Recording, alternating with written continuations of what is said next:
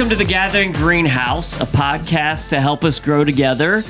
We have a day. You know, this is really interesting. Okay. And Yeah. I don't know if you can see it. Uh-huh. But in the lens of the camera, there's like, I don't know if those are two reflections of lights, but it makes it look like a face. Like a, so you Oh, see yeah. the letters that go along the lens are like the smile.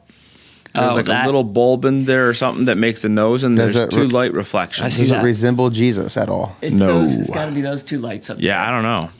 which no one can see from But here. not once. It's like one of those things. Once you see it, you can't unsee it. Mm-hmm. It's like a cartoon face. I can see that. Just to remind you that we're always watching.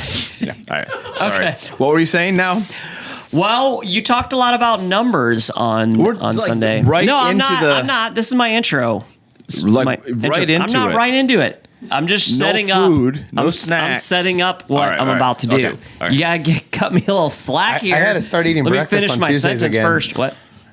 I had to start eating breakfast on Tuesdays again because Steve doesn't feed us anymore. Well, you missed the one I brought. didn't. It's a Biscuits. good one. I felt like maybe That was a we good hit one. that. Like that was the best we could do, That was the so we're best just we not could- trying to do anything else. Exactly. Hardy's that was biscuits. my plan. That was the my plan. max. Gotta No. leave them laughing. No, well, I'm kind of going along our theme. I'm mashing up two themes together today, which is the theme of our challenge. What's our challenge? I don't know, but when you did this, it reminded me of Will Ferrell being George Bush. Like, no, Dana Carvey. It's Dana Carvey. Not gonna do it. You guys I don't are all remember too it. young for I that. don't remember that one. this. Well, you don't remember it. You've seen it, but all right. Anyway, so what you were saying? Yes, I was saying I'm mashing up two things. So what's our challenge right now? Seven meals, phone free. Right. I would go as far as device free, right? But Okay. I think phone is a good one, and it actually has to do with my topic, which is also you talked a lot about statistics on Sunday. Yes. Yes, so I'm mashing up Kind those of, two things. yeah. So what I thought would be fun to quiz you guys here, play a little game, see who's closest. Uh-oh. Okay. And the question, it's all about. Can we clarify your source before we start? No, we cannot. No, we need to because we need to know whether we're guessing actual truth or just pop culture's best guess. Okay, well I have to. Go, you want to get accurate? Then I have No, to I pull just out want to know. my I just want laptop. to. I just want to know your source. You could just Okay. say Google. If your source is the internet, not- that tells me all I need to know. Well, where else am I getting a source from other The than? library. You've ever heard of I'm these looking- things called books? Well, where do you think you don't think books are on the internet? Well, you got to pay for them. If I'm just they're saying- actual real books. I'm just saying. Let's see if I can find. What we don't know is Steve was up all night last night researching, basically doing due diligence, and he's gonna drop a whole Okay, here we go. source list. and It's everything. from this. So let's see if I can find where actually this data came from. It's from Zippia. And it was fact checked. Oh, well then. fact check If it was fact checked. by the official But I'm fact just wondering checkers. if the data comes from somewhere Doesn't say specific. like who. Well, maybe at the bottom here. We're wasting all this time. So Time so is a basically, I think we construct. can just assume that this is somebody's. He's best. written over 100 research papers and articles from so. I mean, we could dig more into it because there's a there's bunch of some source. sources, Okay, so you've got- Forbes, Motley Fool, which are all two good money sites, marketing charts. So there's a bunch of stuff he cites here. So All right. yeah, it's backed up. I knew somehow I had just a feeling you were gonna ask me. I'm not that kind of sure. stuff. I'm not sure I'd say the Motley This Fool is- is like a good I'm research just, site. well, yeah, I mean, but they pull a lot of articles and stuff for you to read and different. Yeah, but things. they're trying to make money from you. Well, yeah. I mean, who is not trying to make money that is Like publishing real things? academics who are actually just trying to get the truth out there. This is I just want to cite for everyone here. This is a game, so we all need to just chill out for a little bit and have some fun. Can we relax? Can we relax? But I want to do well at the game, and I can't do well at the game if I don't know the parameters. And if I know now that I know where you're pulling Okay. your information from, I know how to play the game. Please insert data. Or It's like- or you could just play along and It's like have you some take fun. a bunch of people out on a field and you say, "Here, go play a game," and we're like, "Well, how are you keeping score?" And you're like, "Don't worry about the details. It's just a game. Have fun." Yeah. Let's just ride free today. Everybody tethers. gets a trophy. Okay. What is this is I'm not going like 4. No. Okay. C. That's not, but that could be your answer, actually. Okay. Average cell phone usage a day by an adult in 2022. What do you mean was by the average? usage? Probably screen time. Yes, screen time. So- Hours on the device. Hours. So hours on the device. Yep. And by on the device, that means device is on and we're looking at it. Yep. Correct. Because like if you look at like how many times somebody touches their phone in a day, it's a shocking number. That is going to be on here too. Okay. So don't right. spoil my I questions. don't know the here. number off the top of my head. Okay. But, all right, so we're saying hours. Yeah. John, how about John? What do you think? I'm gonna go with 6. 6 hours. Okay. Yeah, because I guess you're including like listening to music, and you know some of these kids are walking around with the ear pods or whatever those things are, and all the time. So I'm going to say higher than 6. Okay.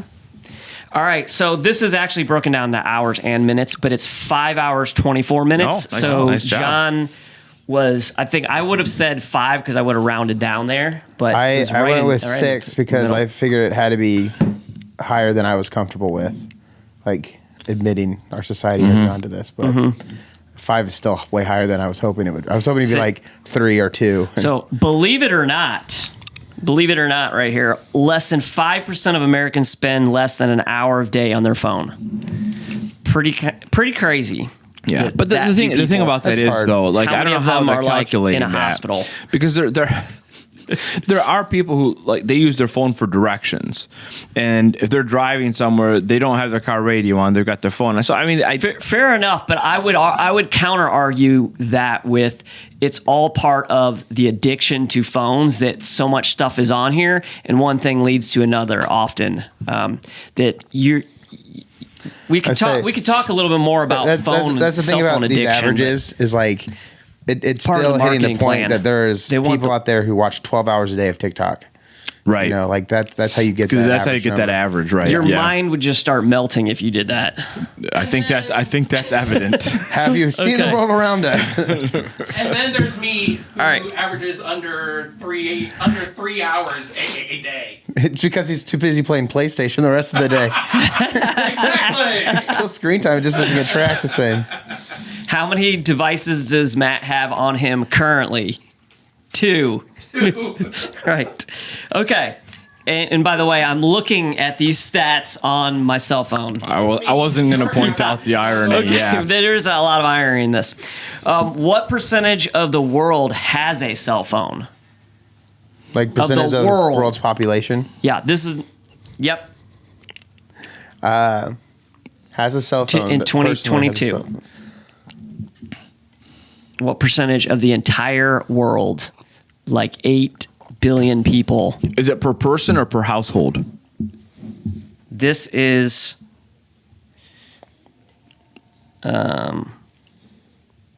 No, it's per person. Okay. Because like in the United States, I'd have to guess like it's high, like 80 to 90% of people have a.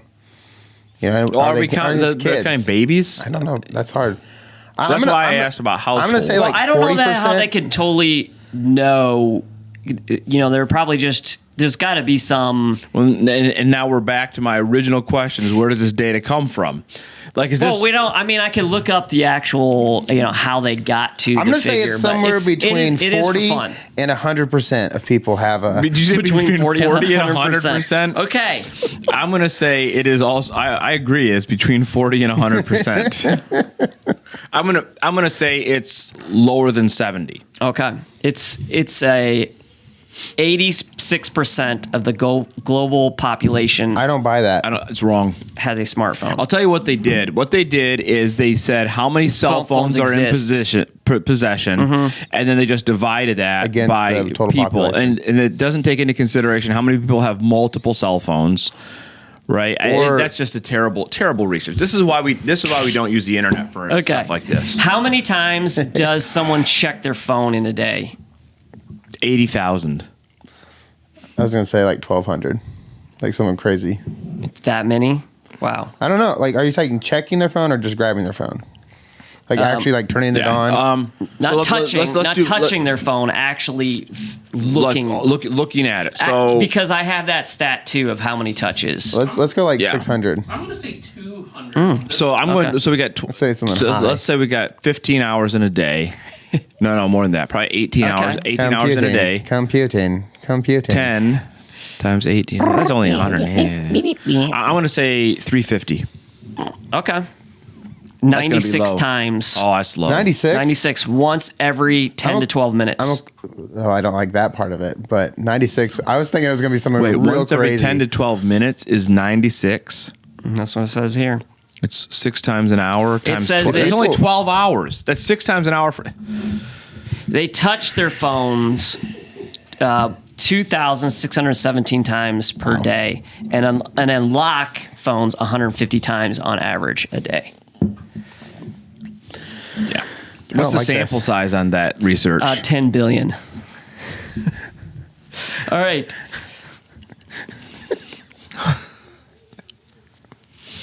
Okay. Well, You should stick to the biscuits, honestly.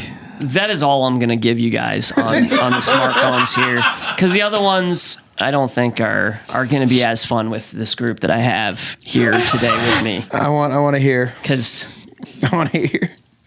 Give an example. give an example, how many smartphones are sold each year? You want to answer that one? No. Okay. Isn't it like 10?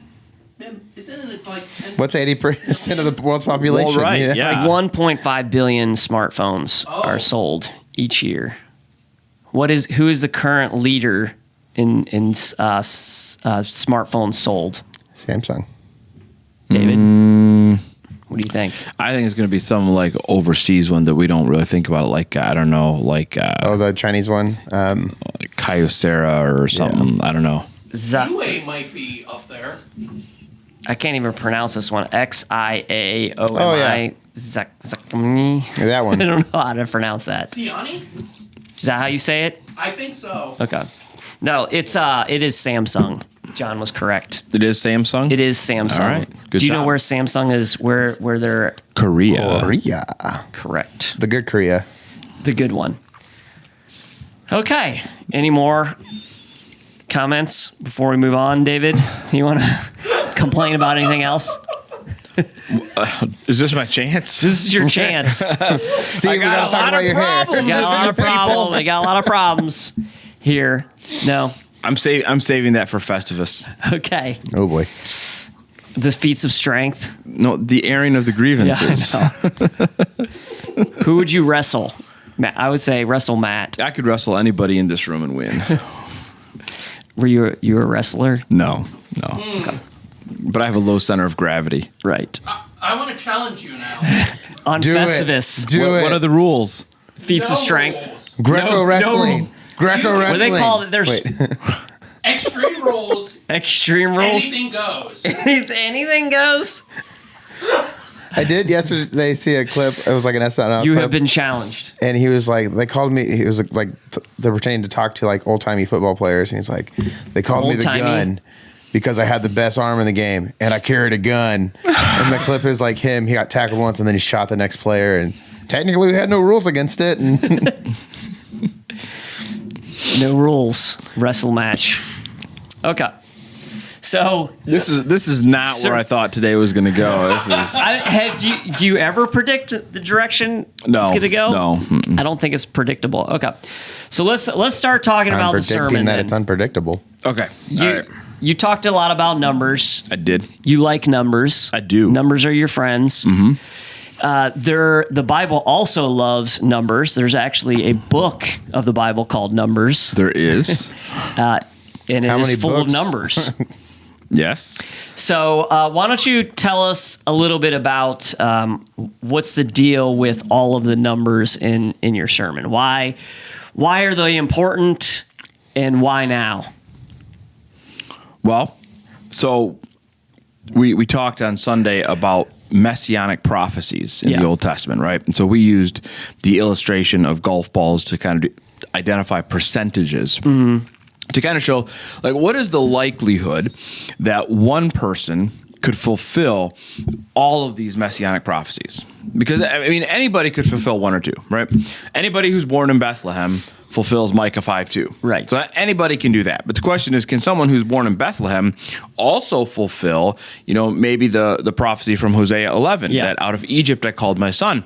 And all of a sudden that really narrows the field down, because Right. now you have to be born in Bethlehem, and also at some point in your life you have to come up out of Egypt. So now you've got these two prophecies, and you've really narrowed the field down, right? And then add in another prophecy, which is born of a virgin. That pretty much wipes out everybody, right? Because Yeah. that's miraculous. And then you keep adding and stacking them on, and every time you stack another prophecy on, it becomes more unlikely that one person could fulfill that. What we're getting to is the point that the fact that Jesus fulfilled all of these Old Testament prophecies about the Messiah demonstrates that he is, not just 1 in a million, he's 1 in 64 million, or wherever you want to put the number. He had to be from God, because otherwise that would have been, highly, highly improbable. But here's the fun thing, all right? So we didn't say this on Sunday because I didn't want to get off track. Wherever you put the percentage of what is the likelihood that one person could fulfill all of these prophecies, it's not impossible. It is possible. It's highly improbable, but it's not impossible. It's 1 in, whatever, probably trillion. Yeah. I don't know what it is. Really improbable, but possible. Still more probable than something coming from nothing. Right.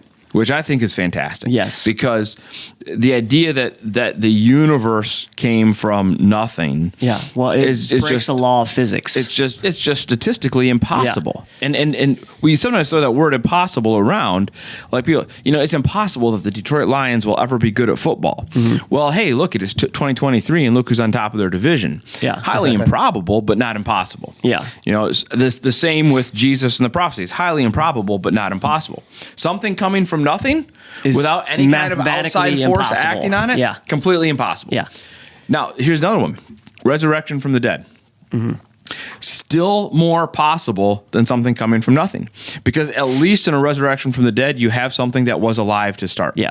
Right? The idea that life could come from non-life is not improbable, it's impossible.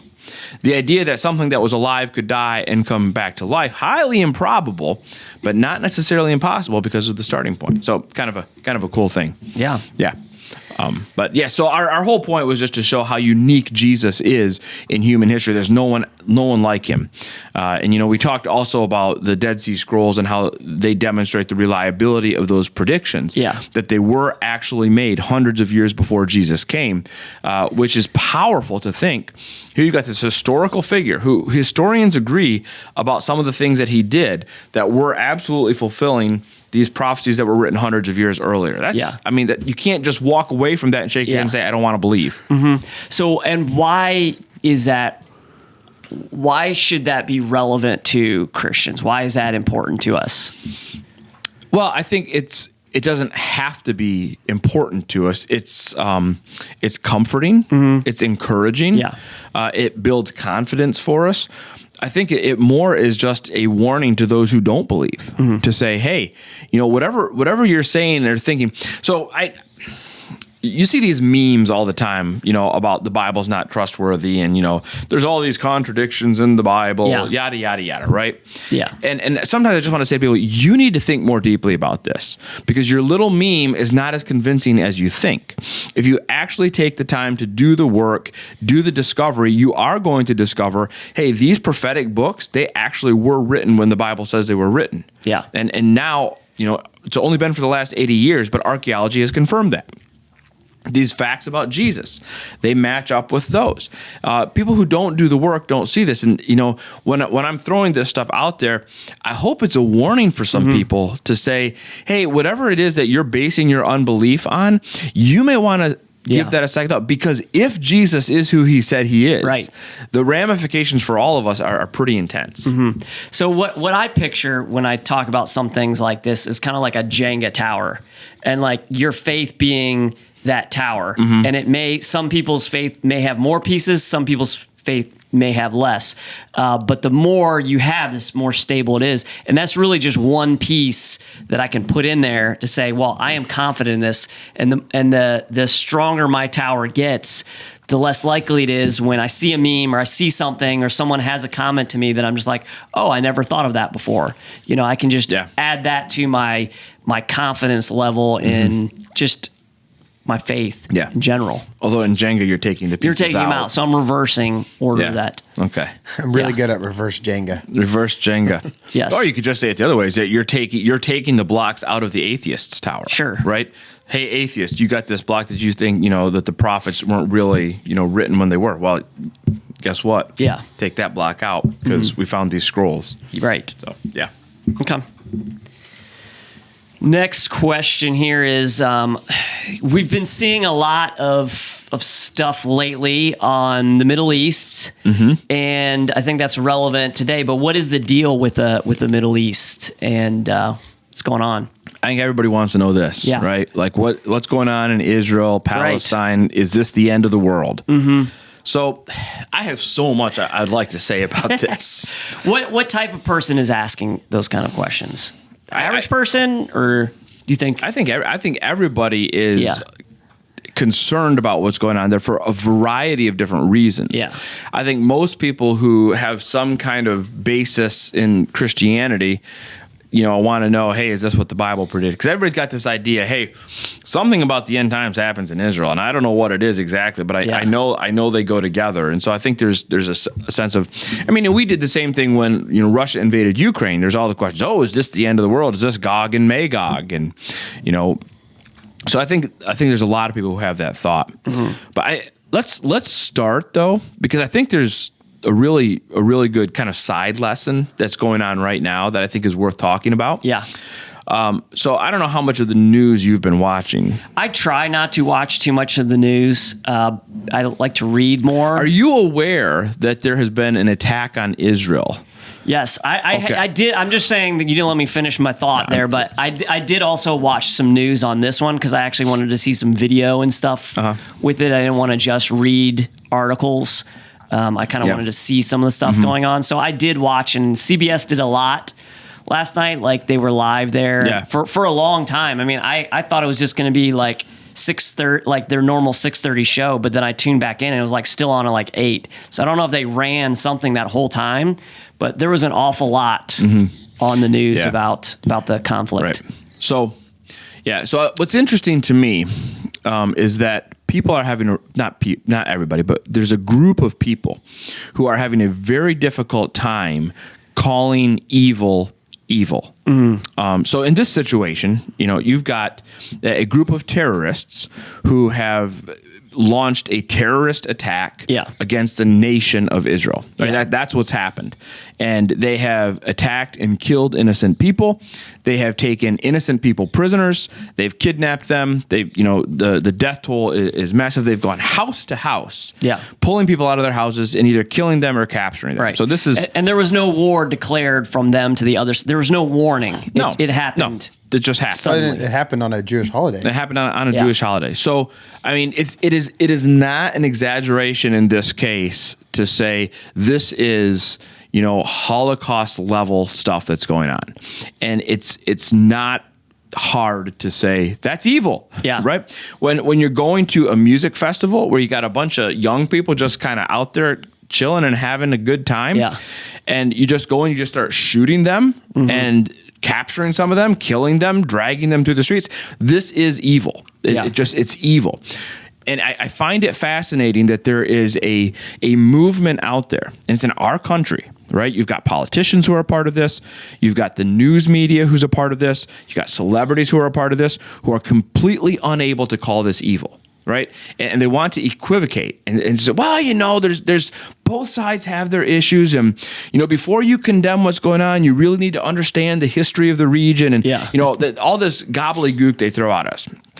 And I've been chewing on this, and I think it's important for us to understand why that's happening. Mm-hmm. The reason that people have a hard time calling evil is because they've lost the ability to see truth. So we had a term back in the 1900s called cultural relativism, and we don't use that term much anymore. But the idea was that every single culture has its different sets of moral code, right? So every culture has different ideas about what's right and what's wrong, and our culture, we shouldn't try to dictate to other cultures what's right and wrong for them because they can be right and wrong. And it's this idea that every culture is equally good. And that's a lie from the pit of hell. There are cultures that are morally better than other cultures. Yeah. Right? And what's happening now is, I'm not saying that Israel's perfect, right? Yeah. I'm not saying that. What I am saying is that what has happened in the last week is evil. Yeah. And our inability to call it evil demonstrates our inability to see right from wrong. Yeah. Could they be commenting on the bigger issue that's going on between? Because this is not the first No. conflict. Okay. No, that's what I'm curious. It's evil. Yeah. And I mean, sure, there's lots of history there Yeah. in the region, but that's not an excuse to not say this is evil and this is wrong. Yeah. Put this response up I just against. don't know. I'm not hearing. I didn't hear those comments personally. Well, so- they're very subtle. Yeah. They're very subtle. They sound like things like, well, you need to understand what Israel has been doing in the West Bank and in the Gaza Strip, and you have to understand the oppression, and they've been expanding, and Israel needs to use restraint. These are the code words that we use to say we just don't want to call it evil. We talk about Hamas as it's a military operation. They're militants. They're soldiers. No, they're terrorists, and they're committing evil. And our fear of calling it that shows as a culture our inability to see right from wrong. So yeah, but that's the minor point. I have a much better point to talk about this. So did you? No, I was just going to add to, I've heard a lot of wording kind of used. So I saw a clip yesterday, and it started the coverage of the attack on Israel, right? So these are people who left Gaza, went into Israel, right? So it is an attack on Israel, and they started the coverage by saying these events were fueled by Israel's occupation of Gaza. Right. So that just sets up a framework that just isn't fair or true or justifying up. But even in that. But to attack innocent civilians, Exactly. I think that's Exactly. where it's pretty plain and obvious, So it's Well, very, it it's is very to subtle. us. Yeah.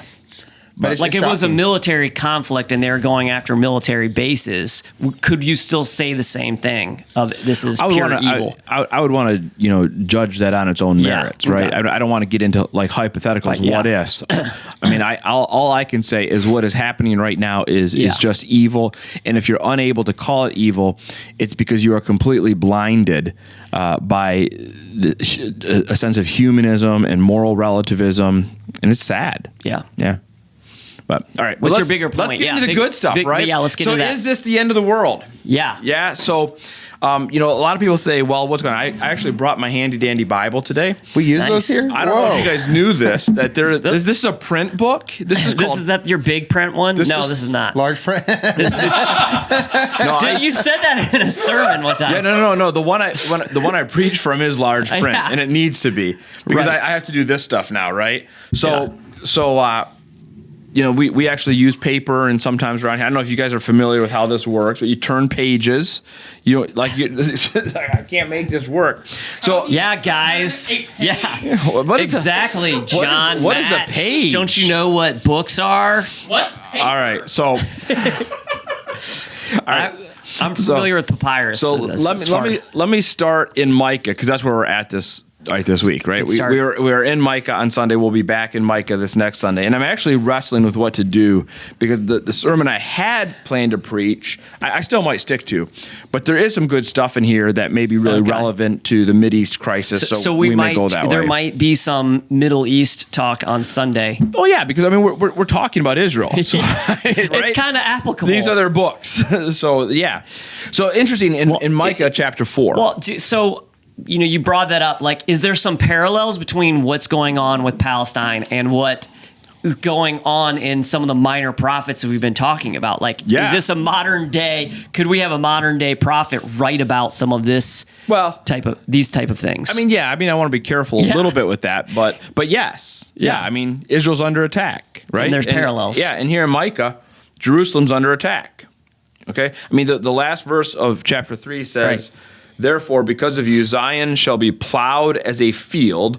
Jerusalem shall become a heap of ruins, right? And I mean, I don't think that's going to happen right now. Yeah. But that's what they were dealing with back then. But then you get to chapter 4 and it shifts into here comes the hope, right? So yeah, Babylon's coming. They're going to reduce Jerusalem to rubble, but there's hope. It shall come to pass in the latter days. So here we're talking about end times, that the mountain of the house of the Lord shall be established as the highest of the mountains, and it shall be lifted up above the hills, and people shall flow to it, and many nations shall come and say, come, let us go up to the mountain of the Lord, to the house of the God of Jacob, that he may teach us his ways, and that we may walk in his paths. For out of Zion shall go forth the law and the word of the Lord from Zion, from Jerusalem. So picture at the end of all things. Yeah. Is that Jerusalem is restored, and Jerusalem becomes the capital of the world, and King Jesus rules from there, and he puts out his law, and everybody abides by it, and it's a great time of peace and prosperity for everybody. Okay, that's how things end. Now, how we get there from here is a longer story, but it's important to understand that's Jerusalem's important. You know, it's important for everybody. So when we talk about end times, a lot of people have this idea that, well, I know that Israel has something to do with it, but I'm not exactly sure what it is. So can I take like 5 minutes here, if I can? It's an awful long time. No, go ahead. I'm gonna try my best.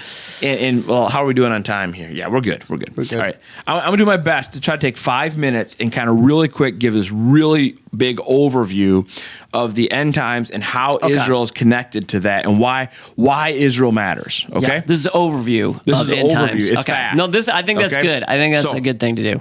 So in the book of Daniel, Daniel has these visions, and one of the visions is that an angel comes to him and speaks to him, and he's giving him this interpretation of the end of times. What's interesting is at the end of this vision, the angel says, now Daniel, seal this up and don't tell anybody. Yeah. Okay, which is kind of interesting. So we know that part of Daniel's vision we don't know about because it got sealed up. I think it's interesting that Revelation begins with the unsealing of a scroll, which makes me think that maybe that's Daniel's scroll that's getting unsealed. That's not for today.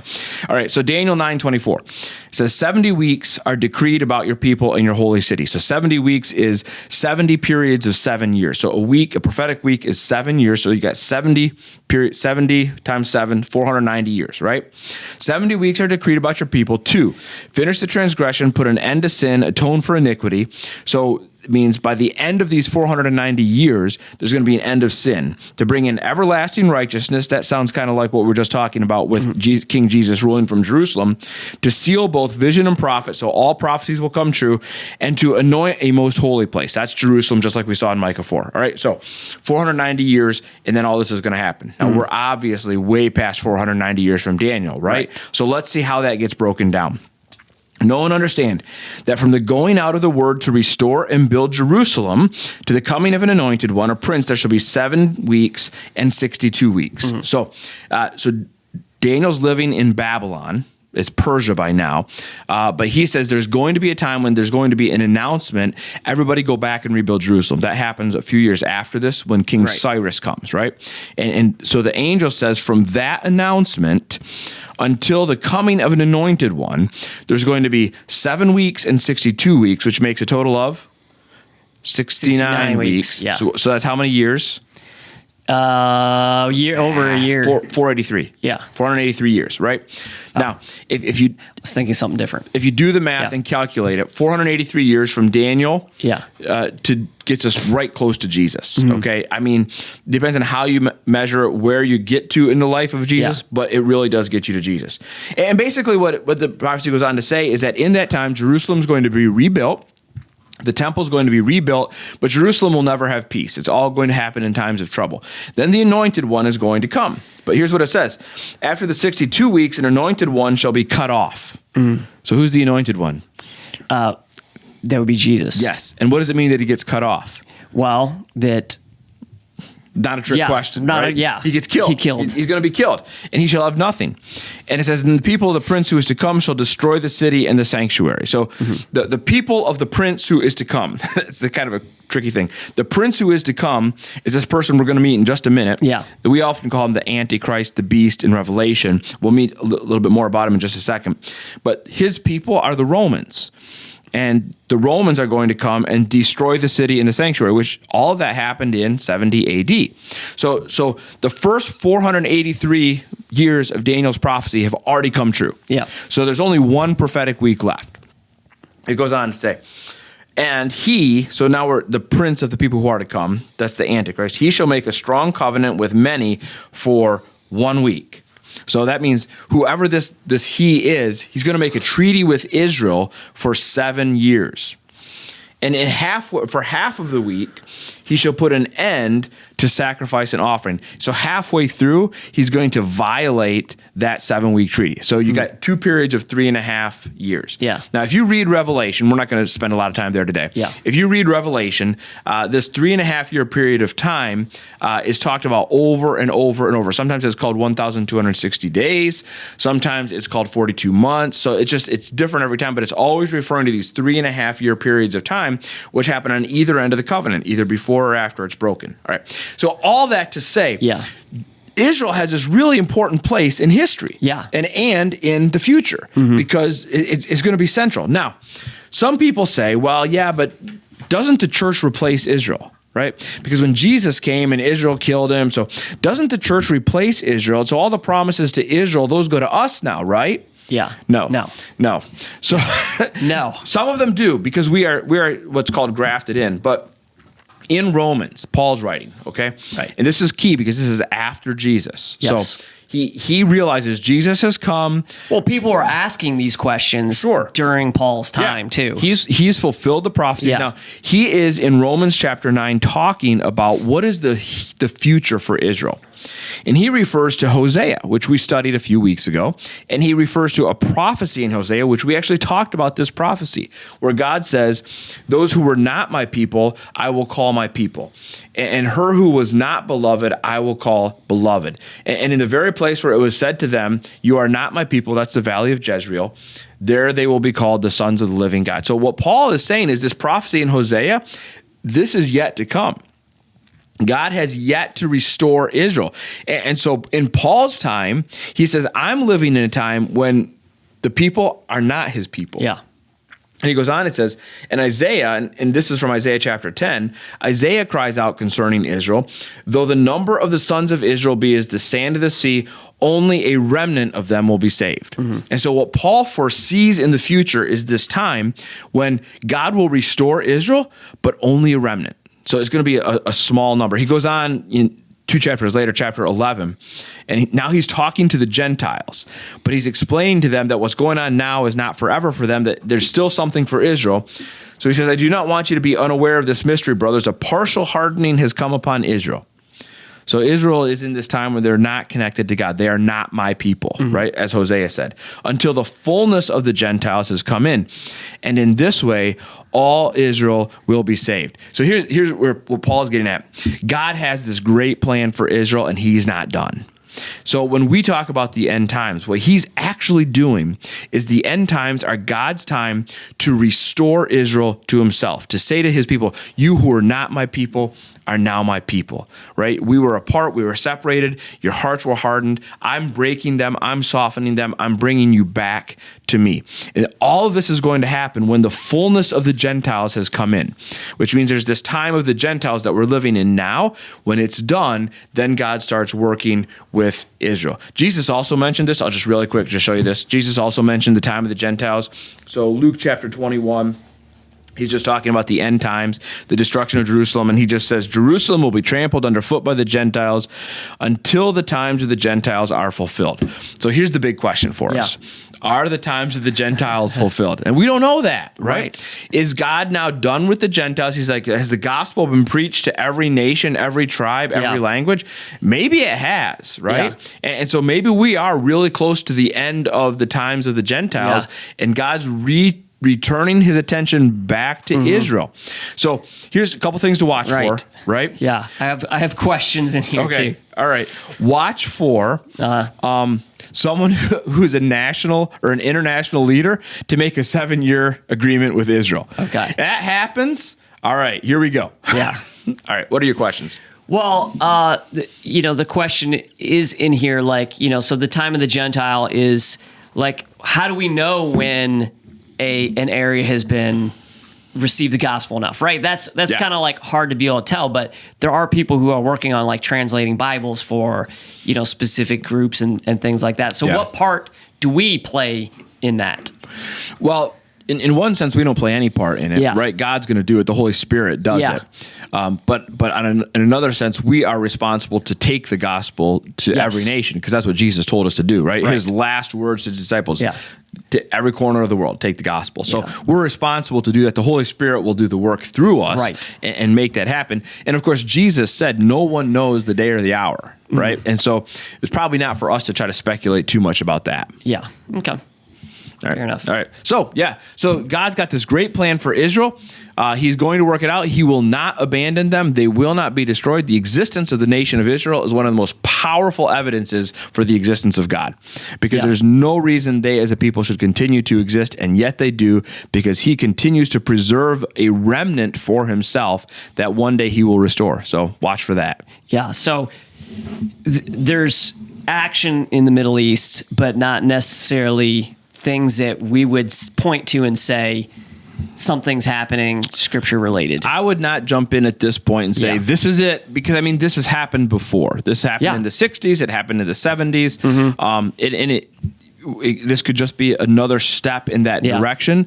Or this could Do be you it. think there's a lot of people who are wondering that kind of Mm-hmm. thing? Okay. Yeah, I do.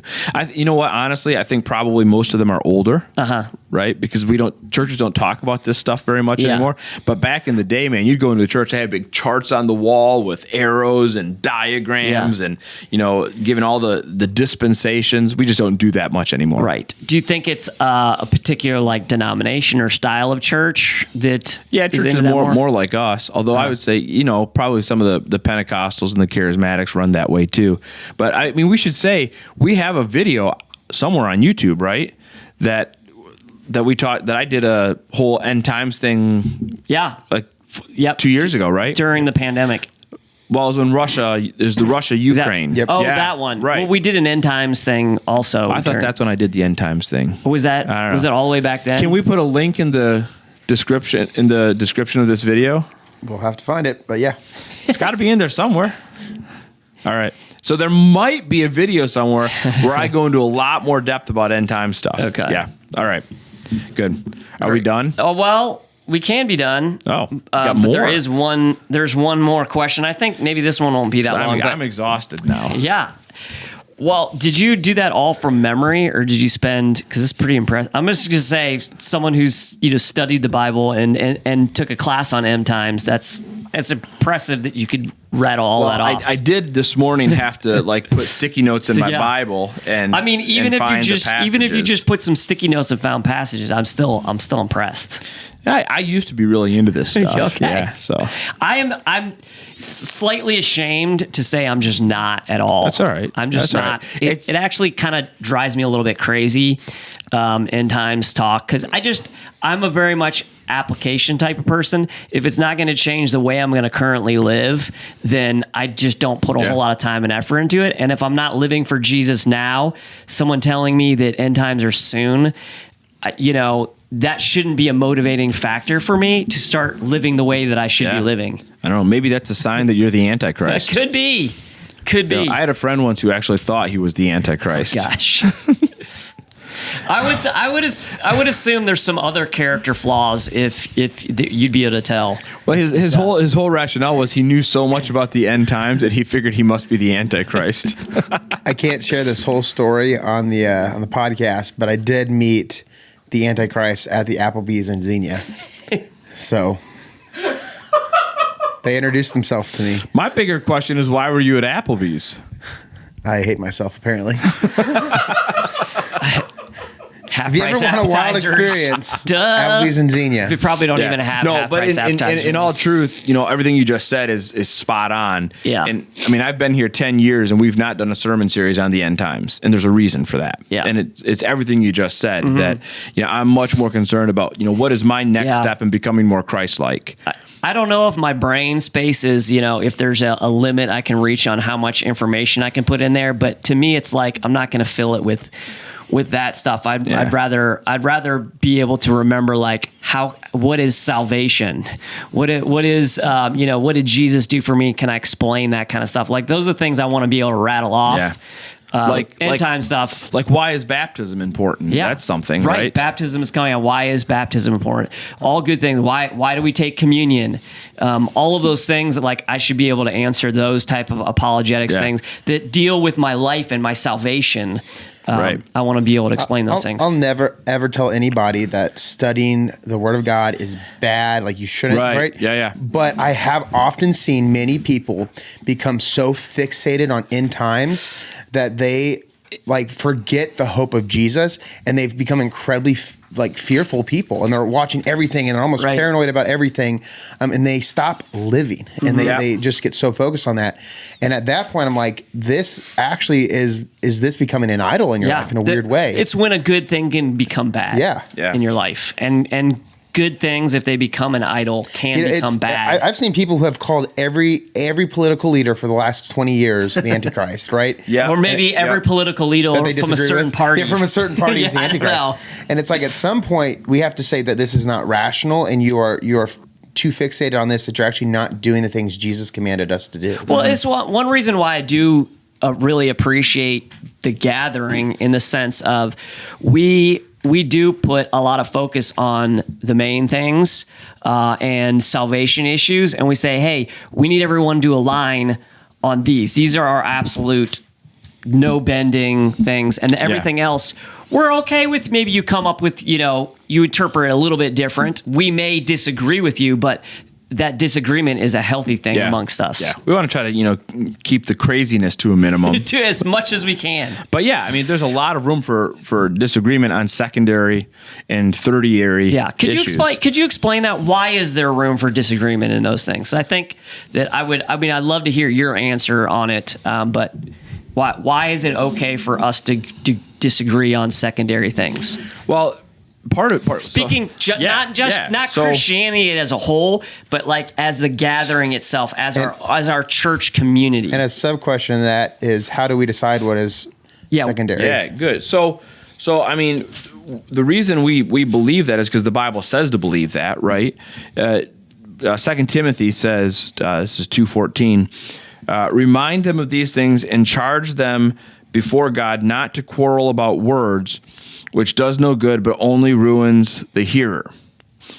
Do your best to present yourself to God as one approved, a worker who has no need to be ashamed, rightly handling the word of truth. So what Paul is saying to Timothy is, don't get into arguments about like minutia, which doesn't do any good for anybody. Yeah. And that's when we say a secondary issue, we're talking about stuff that it may not feel like minutia. Yeah. But it's like, is arguing about this going to do any good for anybody? Is it going to help us do a better job of reaching the lost and of being more Christ-like? And so when we get to secondary issues, which are, issues outside of our, core beliefs, no. I mean, arguing about that stuff doesn't do any good. So let's say John believes a certain way about what the meaning of the word prophecy is, right?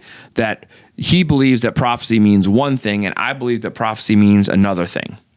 Now, we can argue till we're blue in the face about that, and maybe one of us will convince the other to change, and maybe we won't.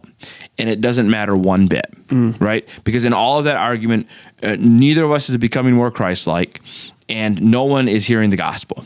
So it's much better for us to be willing to say, "Hey, that's cool. I'm glad I'm glad you think that way. We can talk about why we disagree, but at the end of the day, what we don't want to do is create disunity. And I'm not going to go off and gossip to you and say, Steve, you would not believe what a heretic John is. We should burn him at the stake because he thinks differently than I do, or impale him, impale him. Right? I mean, I do not like the direction of this podcast. So often this is what churches do is they get all worked up about secondary issues, not gospel issues, and they start to fight against each other and gossip about each other, and the world is watching and saying, that's why I don't want to be a Christian. Yeah. Look at it. They fight about the dumbest things.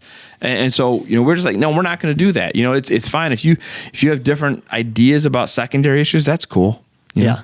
So, and a secondary issue, just to be clear, is anything that's not salvation oriented. So here's our core Or would you beliefs. take it further than Yeah. that? So our core beliefs are God loves the world, right? If you don't think that's true, that's probably important for us to have a conversation about because Yeah. God clearly loves the world. Second is we trust the Bible. So I mean that is our foundation for truth. Yeah. And so this is how we know what we know is through Yeah. God's word. Our third core value is nobody is perfect. So if you think you're perfect, you'd probably be uncomfortable here because Yeah. we're going to remind you often that you're not. Yeah. Nobody's perfect. Fourth is only Jesus saves us. This is really important. No, there is salvation nowhere else, right? We can't do it ourselves. We can't do it ourselves. No Can't other find God it anywhere can't- yeah. else. There's no other religions. All roads don't lead to heaven, right? Only through Jesus. He is the way, the truth, and the life. And then number 5 is we love the world. And so those are our core beliefs. Once you get past those, we're really no longer talking about primary gospel issues. Now we're talking about secondary issues. And even some of the things that are part of that, like, well, how exactly does atonement work? Well, we can argue about that, but what we know is that Jesus is the one atonement for our sins. Yeah. And through him, we are at one with God. And so that's what we need to know. If we're going to argue about like how that works, okay, let's have a conversation. But that's not important. What's important is that Yeah. Jesus is the only atonement. Okay. Gotcha. All right. Fair enough. Okay. Getting into some deep stuff Yeah. today. So here's a less deep topic. We're still going, man. We're getting into the holidays. People are thinking, hey, I want to get my plans together. What's the deal with Christmas? Yeah, okay, good. This year. So real quick. So Yeah. this year, Jingle Christmas bells, jingle Eve bells. falls Is on on a a Sunday. Sunday. Right? Okay, so what are we going to do? Because every year we do our big Christmas Eve services. Are we going to do them? Are we not going to do them? Here's what we're going to do. Okay. We are going to do something Something. on Christmas Eve that Sunday. All right. Okay. We don't know yet what or Right. when. So there's a lot of options. We could do Sunday morning services. We could do Sunday night services. We could do a mix of the two. But we're going to be sending out a survey. Okay. So actually, this week and next week, we'll be sending out a survey. And if you fill that out, it would be a great help for us as we try to figure out exactly what and when to have our Sunday / Yeah. Christmas Eve services. So check your email. Check your email. Maybe on Facebook. Yep. Check Facebook. Yep. Maybe even in the service, we'll do a QR code or something. Okay. Yep. So just watch for that survey. Okay. Sounds good. All right. Well, thanks for spending some time with us today. Thanks a lot of time today. Thanks for getting deep. Hopefully you had an extra cup of coffee with you. And we will see you back here next week. Thanks.